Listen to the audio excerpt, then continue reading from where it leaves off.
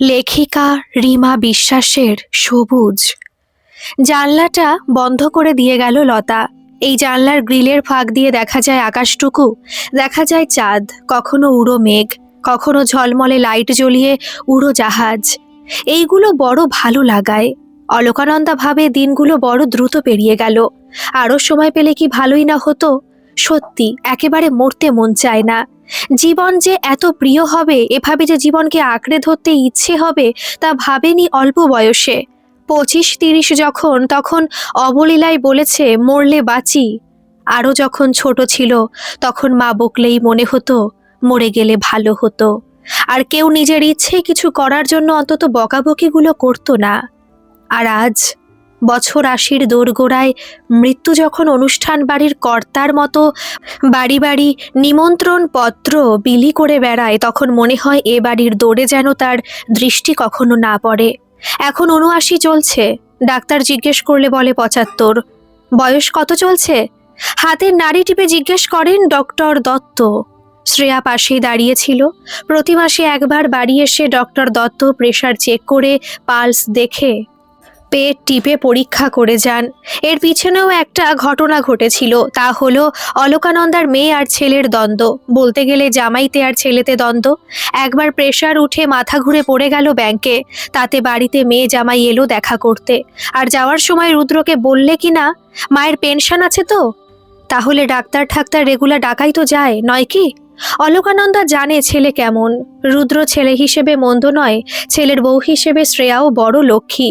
তাই সে সময় যদি অলকানন্দা প্রতিবাদী হয়ে বলতো, কে বলতো তোমায় জয়ন্ত রুদ্র আমায় ডাক্তার দেখায় না, তবে হয়তো রুদ্রের মায়ের ওপর এমন অসন্তোষ জন্মাতো না। বা হয়তো শ্রেয়াও বলতো না মায়ের পেনশন মায়ের জন্যই খরচ করো।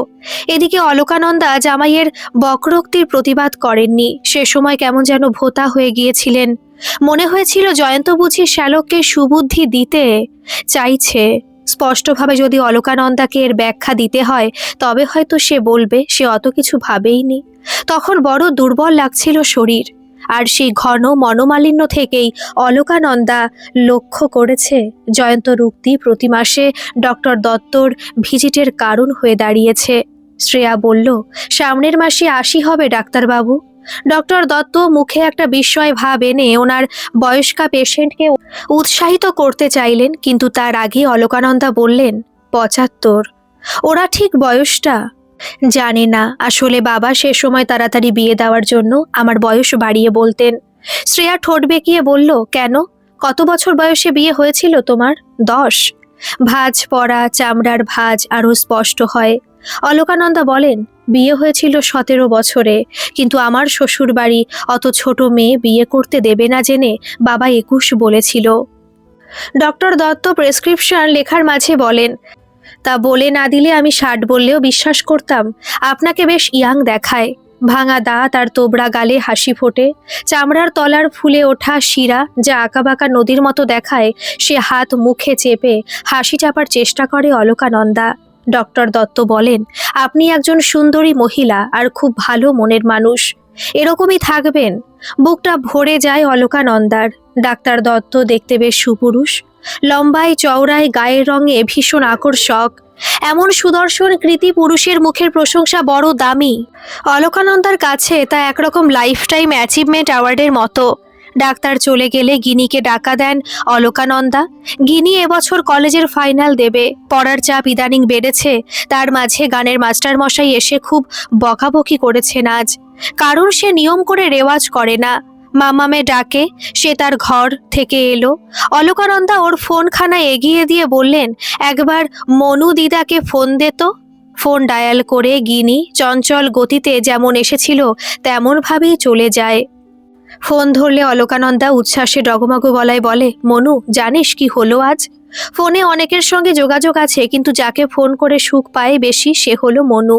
নিজের মায়ের পেটের বোনের চাইতে আপন আর কজন হয়? মনু বললে, কি এমন হলো দিদি? এ বয়সে আমাদের আর হওয়ার কি আছে? যম দেবতা কবে সময় করে আসেন তা দেখার।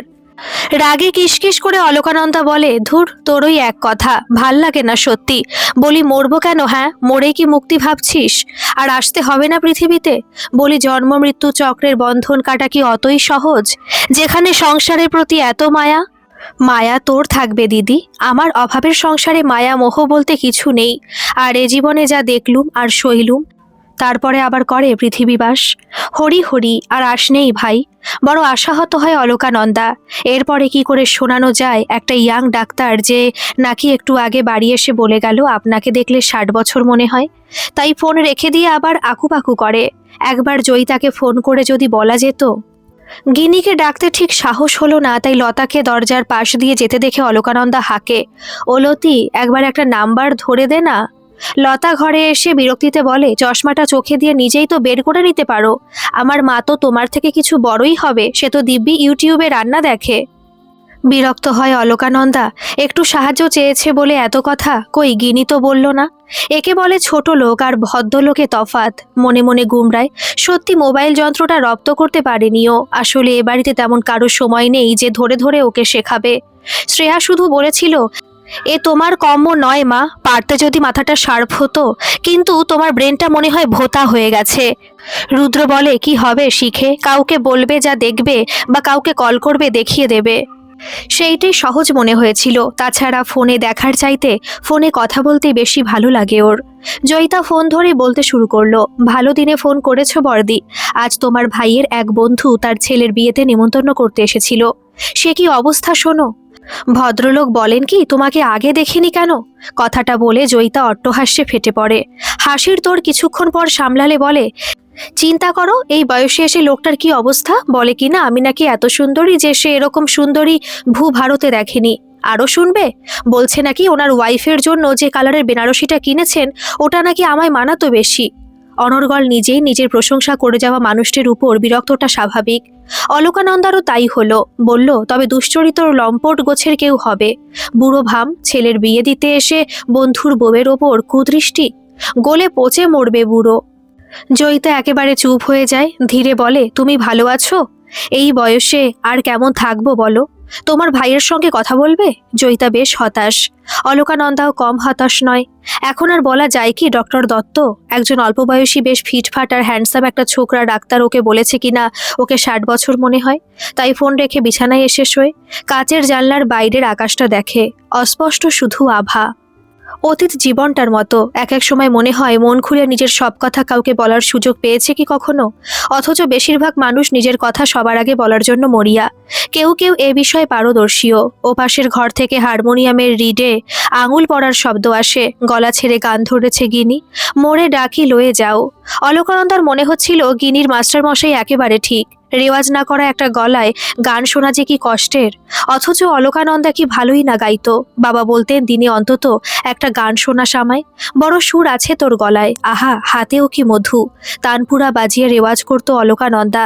শরৎ বাজিয়ে কয়েকটা গান তুলেছে কি তার মধ্যে। বিয়ে সুযোগ হলো না, নইলে অলকানন্দা আজকের গিনির চাইতে 1000 গুণ ভালো গাইয়েছিল। আর শুধু কি গানে, রূপে। ডাক্তার ছোকরা বলল, অলকানন্দা একজন সুন্দরী মহিলা আর খুব ভালো মনের মানুষ। আহা, ডাক্তার ছোকরা যদি ওর অল্প বয়সের ছবি কটা দেখতো। এক এক সময় বড় ইচ্ছে হয় পুরনো অ্যালবাম বের করে সব ছবিগুলো দেখে। ডাকবে লতাকে। অবশ্য ডাক পড়ে অলকানন্দারই। শ্রেয়া খাবার দিয়ে ডাকছে। দুপুরে শ্রেয়া পেঁপে কাঁচকলা দিয়ে শিং মাছের ঝোল রেঁধেছে, ভাত বেড়ে তাই ডাকাডাকি। অলকানন্দার সঙ্গে সঙ্গে থাকে লতা। এক এক সময় বড় রাগ হয় রুদ্রের ওপর। দিদি জামাইবাবুর প্রতি রাগ দেখিয়ে কিনা তুমি মায়ের পেছনে স্পাই লাগিয়েছ। খাবার টেবিল পর্যন্ত ওকে ধরে ধরে নিয়ে যাওয়ার কি আছে? অলকানন্দা বুঝি হাঁটতে পারে না, পা কাঁপে না, শরীর টলমল করে? দিব্যি আছে, তবু খামোখা গলা ঝেড়ে তাই মৃদু প্রতিবাদ জানায়, লতা, আমায় ধরে ধরে চেয়ারে বসাতে হবে না, আমি পারবো। তুমি আমার পুরনো অ্যালবাম বের করে রোদে দাউঘে যাও। শ্রেয়া বিরক্ত হয়। ও কোথায় জানবে তোমার অ্যালবাম কোথায় আছে? ও সব জানে। কাল রাতেই তো বললুম, ওই কাঠের আলমারির নিচে ড্রয়ারের তলার দিকে ফাইলগুলোর নিচে। শাশুড়িকে থামিয়ে শ্রেয়া বলে, আচ্ছা আমি বের করে দিচ্ছি, ও বরং রোদে দিক। ওরা চলে গেলে খাবার টেবিলে বসে উল্টো দিকে রান্নাঘরের দিকে তাকায় অলকানন্দা। রান্নার বউটাকে জিজ্ঞেস করে, কি রাঁধলে গো আশুরমা? আশুরমা ক্ষণক্ষণে গলায় উত্তর দেয়, কেন, শিং মাছের ঝোল? বৌদি দেয়নি? তা তো দিয়েইছে, কিন্তু তারা কি আর তাই খাবে? মনে মনে ভাবে। গরম ভাতে হাত দিয়ে ভাত ভাঙে, বলে, ও আশুরমা, ঘি দাও না, সঙ্গে কাঁচা লঙ্কা। রান্নাঘর থেকে ফোড়নের শব্দ আসে, সঙ্গে চিমনি চলার আওয়াজ। অলকানন্দার কথা চাপা পড়ে যায়। বড় মন হয় গরম ভাতে ঘি আর কাঁচা লঙ্কা চটকে খেতে, সঙ্গে আলু ভাজা। ও ঘর থেকে হাসির শব্দ আসে তখন। খাওয়ায় আর মন বসে না। এটু হাতের ঘরের মুখে দাঁড়িয়ে বলে, শ্রেয়া, তোমরা যে হাসছো। শ্রেয়ার কোলে রাখা ফটো অ্যালবামের উপর লতা ঝুঁকে।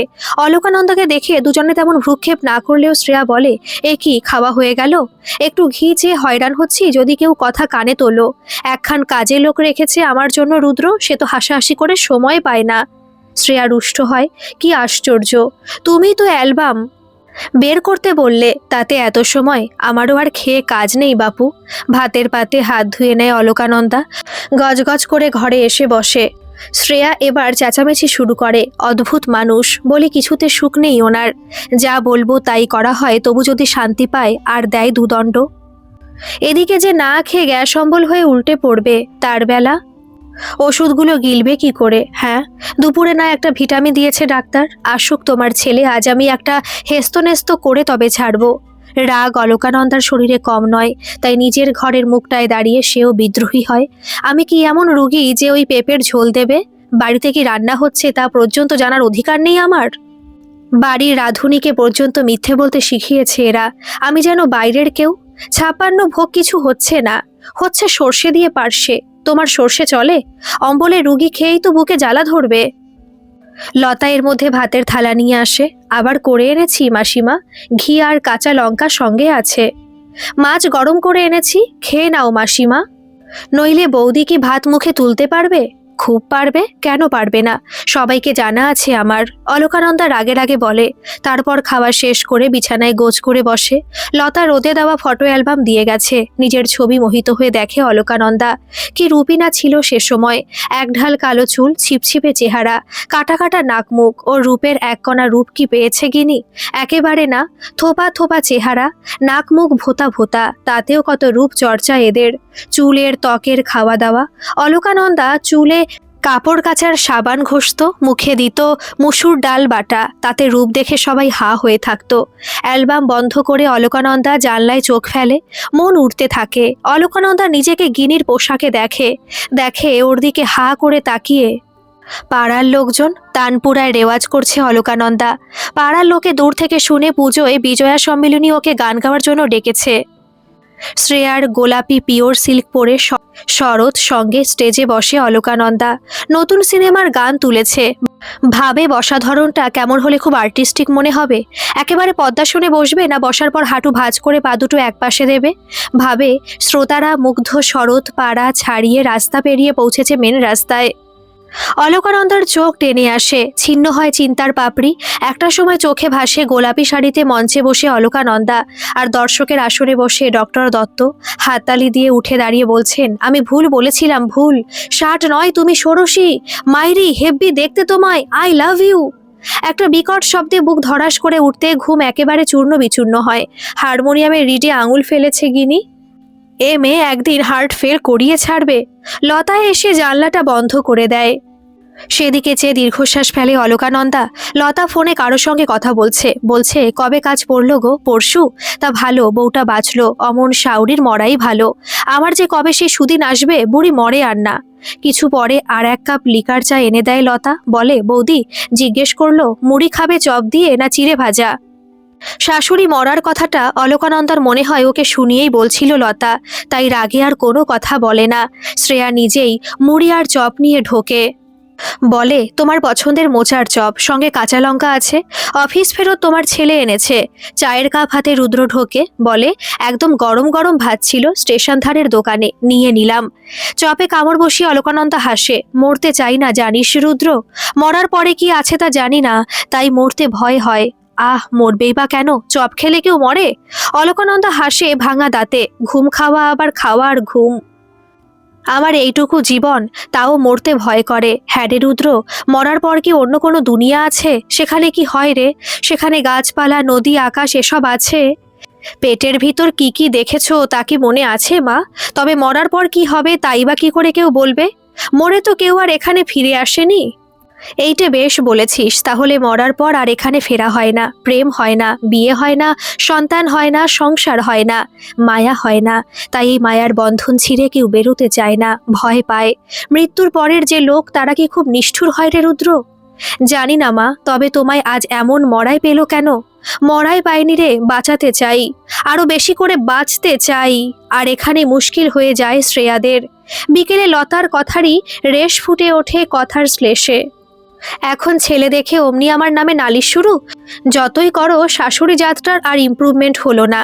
শ্রেয়া অন্তর্যামী নয়, তাই সে বিরক্ত হয়ে বেরিয়ে আসে। অলকানন্দার অবশ্য নিজের বলা কথায় কোনো অনুশোচনা হয় না।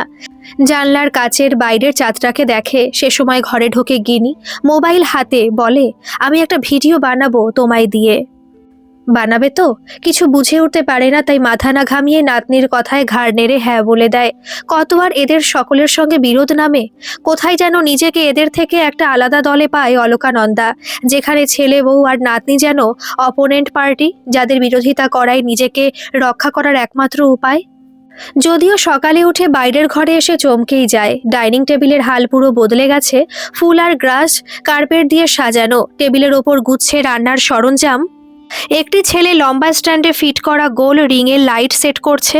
একটা স্ট্যান্ডে ক্যামেরাও আছে। গিনি ব্যস্ত সমস্ত হয়ে কাছে এসে বলল, এ কি লতামাসি, এখনো তোমায় রেডি করায়নি? অদ্ভুত লোক সব। তারপর নিজেই ওর মায়ের আলমারি খুলে একখানা তাঁত সিল্ক বের করে পরালো।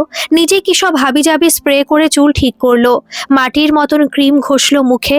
অনেক সময় নিয়ে গিনি সাজালো অলকানন্দাকে। তারপর বলল, কি না, তোমার সেই আমলকির আচার? এখন আমলকির সিজন, লোকে খুব দেখবে। নিজে হাতে করো দেখি মাম্মাম, কেমন ভিউ হয় শুধু দেখার। কিছুই বোঝে না অলকানন্দা। শেষে শ্রেয়া গুছিয়ে ভেঙে ভেঙে বোঝায়, তাতে এইটুকু মগজে ঢোকে ওকে আচার বানিয়ে দেখাতে হবে। তাই করে নিপুণ হাতে। এ আচার সে গত বছরও বানিয়েছে। গিন্নির কাজ মিটে গেলে সে সব সেটিং খুলে ওর ছেলে বন্ধুটার সঙ্গে কথা বলতে বলতে চলে যায়। অলকানন্দা শোনে ওরা ফেসবুক আর ভাইরাল, এই দুটো কথা বড় বলছিল। শুনেছে আজকাল ইন্টারনেটের দুনিয়ায় যেমন মুহূর্তে লোকে লক্ষ লক্ষ টাকা গায়েব হয়ে যায়, তেমনি একজন কেউ না থেকে অনেকের ভিতরের একজন হয়ে যায়। আজব আজকের দিনকাল। পরিবর্তন বটে, তবে এ যেন একসময়ের প্রায় অসম্ভব কল্পনাগুলোকে ছুঁয়ে দেখার মতো পরিবর্তন। সন্ধ্যার দিকে শ্রেয়া বলল, ফ্ল্যাটের ঘোষেদের বাড়ি পাঠ হবে, কীর্তন গান হবে, তাই যেতে বলেছে ওদের। ছেলের হাত ধরে আসা ফুলের মালা পরা গুরুদেব বসে সাদা চাদর পাতা গদিতে হারমোনিয়াম বাজিয়ে ভক্তিসঙ্গীত গাইছিল একটি মেয়ে। অলকানন্দা ফিসফিস করে বলল, গিনিকে আনলে হতো, একটা গান গাইতো। শ্রেয়া চোখের ইশারায় বোঝায় তার কোনো দরকার নেই। গুরুদেব গানের সমাপ্তির পর বলেন, জীবনের উদ্দেশ্য কি বলো দেখি? জীবন কি? একে একে বসে থাকা সব বয়সের স্ত্রী পুরুষের মুখ দেখতে দেখতে হঠাৎই অলকানন্দার দিকে দৃষ্টি রেখে বলেন, বলো মা, তুমিই বলো, ঈশ্বর এ জীবন তোমায় কেন দিলেন? অলকানন্দা হতমত খায়, শ্রেয়ার দিকে তাকায়। শ্রেয়া হাঁটুতে হাত রেখে কিছু বলার জন্য সাহস দেয়। হেসে অলকানন্দা বলেন, জীবন দিয়েছেন প্রাণ ভরে বাঁচার জন্য গুরুদেব, আনন্দ করার জন্য, সুখের জন্য। আর অতিরিক্ত সুখে যদি স্বভাব খারাপ হয়ে যায়, তাই দুঃখ দিয়ে ব্যালেন্স করে দিয়েছেন। গুরুদেব কথাটার গুরুত্ব না দিয়ে বলতে লাগলেন, জীবন হলো মোক্ষের পথ, ঈশ্বরের নাম ভজন কীর্তন, ঈশ্বরের প্রতি সমর্পণ ভাবই হলো জীবনের লক্ষ্য। কিন্তু তুমি যদি জন্মাবার পর কেবল মায়া আর মোহের জালে আটকে থাকো, তবে তোমার উন্নতি নেই। অলকানন্দা বলেন, গুরুদেব, কর্ম, ভালো কর্ম খারাপ কর্ম সবার যোগফলে কি ঈশ্বর নাম, তবেই মোক্ষ? তোমার বয়সে প্রশ্ন করা মানে তোমার আধ্যাত্মিক প্রগতি হয়নি মা, তোমায় আরো বহুবার জন্মাতে হবে। অলকানন্দা কিছু একটা বলতে গিয়ে থামে, শ্রেয়ার দিকে তাকায়। শ্রেয়ার তেমন ভালো লাগছে না বুঝতে পেরে অলকানন্দা বলে, আমি তো মরতেই চাই না গুরুদেব, সেখানে আবার জন্মাবার কথা সত্যি বলছি, ভাবিনি এখনো। গুরুদেব এবার গীতার শ্লোক পড়তে লাগলেন। মেয়েটিও হারমোনিয়াম নিয়ে রেডি। অলকানন্দা আর শ্রেয়া কিছুক্ষণ বসে গৃহকর্তাকে বলে বেরিয়ে এলো। বাড়িতে এসে হাঁপ ছেড়ে যেন বাঁচে অলকানন্দা। শ্রেয়া বলে, কেমন লাগলো তোমার ওনার বচন? গুরুরা এরকমই বলে থাকেন, ঠিক আছে, কিন্তু আমার ভাই মরতে বড় ভয় হয়। শুনে বেশ জোরেই হেসে ফেলে শ্রেয়া, হাসতে হাসতে বলে, মরে গেলে আর ভয় আর সাহস তখন তুমি থাকবে না। সত্যি থাকবে না আর অলকানন্দা, সত্যি থাকবে না ওর ছিটে ফোটা অস্তিত্ব। এও কি হয়? সকালে গিনি এক দুরন্ত প্রজাপতির মতো ঢোকে ঘরে, খাটের সামনে কিছুক্ষণ ফিল্মি কায়দায় নাচার পর বলে, মাম্মাম ইউ রক, ভিডিওটার এখনো পর্যন্ত 40,000 ভিউজ হয়েছে আর এটা আরও বাড়বে, এবার কমেন্টগুলো শোনা। কিছু প্রায় বুঝে উঠতে পারে না অলকানন্দা, বলে, আমি কিছু বুঝতে পারছি না তোর কথা। তুমি ঘরে বসে আমলকির আচার বানিয়ে পপুলার হয়ে গেছো, লোকে তোমার এজে তোমার বিউটি আর ফিটনেসের প্রশংসা করছে। এক একজন তো এও বলছে তোমার হাজবেন্ড খুব লাকি ছিলেন। উফ মাম্মাম, আই এম সো হ্যাপি। আচ্ছা তোমারও কি মনে হয় দাদাই লাকি ছিল? প্লিজ বলো না। আচ্ছা দাদাইকে মিস করছো? অলকানন্দার মাথায় তখন কথাগুলো হাড়ির ভিতর রাখা মাছের মতো কিলবিল করছে। ঘরে বসে বিখ্যাত, তাও মামুলি একটা আচার বানিয়ে। এ কোন যুগে এলো অলকানন্দা? মায়া, মোহ না ভ্রম? এভাবে এ বয়সে এসেও কি স্বপ্ন দেখা যায় নাকি? নতুন করে ভাবা যায় নিজেকে নিয়ে? এক এক সময় মৃত্যু ব্যাপারটার সঙ্গে আপোষ করতে মন চাইতো, শুধু পুনর্জন্মের পর একটা নতুন শরীর পাওয়ার লোভে। কিন্তু পুরনো শরীর, জং ধরা হাত পা, ধীর গতির মাথাও কি জাদু দেখাতে পারে এদের দ্রুতগতির জীবনে? গিনি আবার কাঁধ ঝাঁকায়, মাম্মাম বলো না দাদাইকে মিস করো। অলকানন্দার যেন হুঁশ ফেরে, বলে, এই ভিডিওটা 40,000 লোক দেখেছে, তবে কি ডাক্তার দত্ত? গিনি দু কাঁধ ঝাঁকিয়ে বলে, হু নোস, ওভাবে বলা যায় না। নিজের মোবাইল নিয়ে ব্যস্ত গিনি দাদাইয়ের খোঁজ না নিয়ে চলে যায়। অলকানন্দা জানলায় তাকায়, মেঘে অর্ধে খেয়ে নিয়েছে চাঁদটাকে। গিনি ওর দাদুর কথা জানতে চাইছিল। অলকানন্দার আজকাল তাকে আর মনে পড়ে না। উনি গত হয়েছে প্রায় 20 বছর হলো। মানুষটা খারাপ ছিলেন না, কিন্তু অলকানন্দার প্রেম বোধহয় ছিলেন না, যাকে দেখে অলকানন্দার বুক কখনো ঢিপ ঢিপ করেছে। অথচ এই আশির দোরগোড়ায় এসেও বসন্ত ছুঁয়ে যায় কখনো সখনো। মন এখনো কচি মেয়েটার মতো কত কি যে কল্পনা করে সুখ পায়। প্রায় মাস ধরে চলে অলকানন্দার ভিডিও প্রসঙ্গ। আত্মীয়রা যে কজন ফোনে খোঁজ খবর নিত, তারা এই ভিডিও ভাইরাল হওয়ার পর যোগাযোগ বন্ধ করলো। পাড়া প্রতিবেশী কেউ কেউ শুধু বলে, আর নতুন ভিডিও কই? আমলকি শুরু, আমলকি শেষ। শেষের ব্যঙ্গাত্মক কথাটা শোনাতে পেরে তারা বেশ মজা পায়। একটা লোকাল নিউজও এসেছিল ইন্টারভিউ নিতে। অলকানন্দাকে উদ্ভট সব প্রশ্নে এমন বিরক্ত করলো যে ও উঠে গেল মাঝপথে। ছেলেটি প্রশ্ন করেছিল, আপনি কার কথা ভেবে ভেবে আচার বানিয়ে থাকেন? অলকানন্দা বলেছে, আমার মনে হয় তোমার রাতে ঘুম হয় না বাবা, তাই বায়ু চড়ে এমন প্রশ্ন করছো। আচার আবার কার কথা ভেবে বানায়? ভিডিও বানানোর সময় মনে হয়নি এই ভিডিও হয়তো ফিল্ম স্টার বা নামকরা খেলোয়াড়রাও দেখতে পারে? অলকানন্দা হেসে চেয়ার ছেড়ে উঠে বলেছে, আমার মনে হয় তোমার এই ইন্টারভিউটা ইন্টারনেটে ভাইরাল হবে না। একবার একটা পেজ লিখলো বুড়ো বয়সের কেরামতি, মৃত্যুর দোরগোড়ায় এসে অমরত্ব লাভের হদিশ দিলেন এক পৌরা। বলে বলে ভিডিও বানালো আর এক পেজ। বিরক্ত লাগছিল অলকানন্দার। মনে হয়েছিল এরা সেসব শ্রেণীর মানুষ যারা সৌন্দর্যকে নখ দিয়ে খুঁটে কুরূপ করার ভিতর নিজের সৃজনশীলতা খুঁজে পায়। এরপরও কেউ কেউ এসেছিলেন, কিন্তু অলকানন্দা আর সামনে আসতে চায়নি। দুদিন আগে অবশ্য চেক করে গেলেন ডক্টর দত্ত। অলকানন্দা বেশ আনন্দে ছিলেন। ভাবছিলেন ডক্টর দত্ত নিশ্চয়ই ভুরি ভুরি কিছু প্রশংসা করবেন, আর ওনার প্রশংসা জেনুইন হবে। উনি তো আর ভাইরাল হওয়ার উদ্দেশ্যেই আসেন না। কিন্তু আশাভঙ্গ হলো ডক্টর দত্তের একটা ফোন আসায়। ওর প্রেসক্রিপশন লেখার সময় ডক্টর দত্তর ফোনটা এলো। অলকানন্দা দেখলো ওনার ছোট ফোন, যে ফোনে ইন্টারনেট থাকে না। চাপা দীর্ঘশ্বাস পড়লো অলকানন্দার বুক বেয়ে। ডক্টর দত্ত বলে গেলেন, খুব ভালো আছেন, এখনো 10 বছর নিশ্চিন্তে পার করে দেবেন। ডাক্তার দত্তের মুখের দীর্ঘ জীবনের আশ্বাস পাওয়ায় অলকানন্দার খুশি হওয়ার কথা, কিন্তু ওর সেদিকে যেন মনই গেল না। মনটা পড়ে রইল ডাক্তারবাবুর পুচকে ফোনে। মনটা খারাপ হলো। গিনি বলেছিল ও পপুলার হয়েছে, এই কি সেই পপুলারিটির নমুনা? অলকানন্দা ভেবে বসে, ডক্টর দত্তকে, ওর জীবনে ওর মাহাত্ম্য কি? কিছুই তো নয়। অথচ কেমন একজনকে কেন্দ্র করে অলকানন্দা ঘুরে চলেছে কিছুদিন ধরে। রুদ্রর মায়ের কাছে এসে বসার সময় খুব কম। ও বেচারার উপায়ও নেই, তা অলকানন্দা বোঝে। শ্রেয়ার সংসারে কাজ প্রচুর। গিনি পড়া নিয়ে ব্যস্ত। তাই কি অলকানন্দা কল্পনার কাছের মানুষ গড়ল ডাক্তারকে? অলকানন্দা অত বিচার করে না। শুধু বিছানায় শুয়ে অলস জীবনের প্রতি অভ্যস্ত অলকানন্দা মৃত্যুর অচেনা গলিকে বড় ভয় পায়।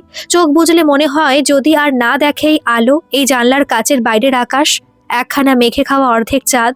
গিনি কানের কাছে ফিসফিস করে, মিক্সড ভেজিটেবল আচার হবে নাকি মাম্মাম? আগের ভিডিওটায় 5,000 শেয়ার হয়েছে, 1 লাখ ভিউ। একটা দীর্ঘশ্বাস ফেলে অলকানন্দা, বলে, কেউ কিছু মনে রাখে না গিনি। মনে রাখার বোধহয় দরকারও নেই আজকের দিনে। আমি বড় ক্লান্ত, এবার একটু ঘুমোই। আশাহত গিনি চলে যায় ধীরে। ঘরে লতা ফোনে কথা বলতে বলতে ঢোকে। আমার শাশুড়ি স্ট্রোক হলো যে। এক পাশে পড়ে বুড়ি বিছানায়, তবু মরে না। ঝনঝন করে ওঠে অলকানন্দার মাথার তন্ত্রী। বিছানায় উঠে হাঁকে গিনির নাম ধরে। গিনি দরজার মুখে দাঁড়ালে অলকানন্দা বলে, গিনি সব জোগাড় কর, আমি রেডি। হাসি ঝলমলে মুখে গিনি ছুটতে পালায়, হয়তো যায় জোগাড়ে। অলকানন্দা আওড়ায় নিজের মনে, আমি বাঁচতে চাই, আমি জীবন ভালোবাসি।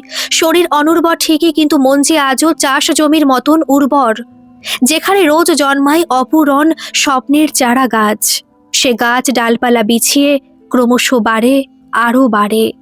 গল্পটি কেমন লাগলো অবশ্যই কমেন্ট করে জানাবেন, আর ভালো লাগলে একটা সাবস্ক্রাইব করে আমার পাশে থাকবেন। ধন্যবাদ।